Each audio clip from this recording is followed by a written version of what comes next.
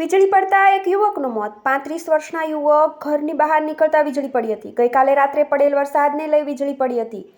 ઘટના સ્થળે જ મોત થતાં સિવિલ હોસ્પિટલ ખસેડવામાં આવ્યો હતો। પાલ પોલીસ દ્વારા અકસ્માતનો ગુનો નોંધ્યો। મૂળ यूपीનો રહેવાસી અને પરિવાર સાથે પાલ रोड पर રહેતો હતો। आपका नाम क्या है? मेरा नाम जयराम साहनी है। मृत्यु का क्या नाम? उनका श्रीओम साहनी। कहाँ के रहने वाला हो? कितने साल का है? यूपी का रहने वाला हूँ।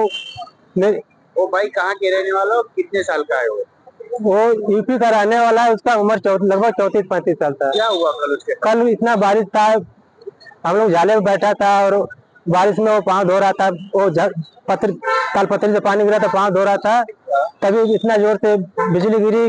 वही उसको लगा बिजली, हमारे सामने गिर के मारा। मेरे को भी थोड़ा हल्का लगा, पाँव में बाल जल गया। उसके बाद हम लोग देखा, उसे थोड़ा आँख ऐसा किया, तुरंत उधर मर गया। कितने बजे की घटना है? वही लगभग 3:30 बजे, 3:30 बजे तक। उसके बाद हम लोग उधर से बाजू में मंदिर, हम लोग उठा के मंदिर पे लाया। एम्बुलेंस को फोन किया, एम्बुलेंस आया। उसके बाद डायरेक्ट हम लोग इधर लेकर आए। यहाँ आने के बाद क्या बोला डॉक्टर? डॉक्टर उसको चेक किया, बोला कि इसका मृत्यु हो गया, देहांत हो गया है। क्या काम करता था वहाँ पे?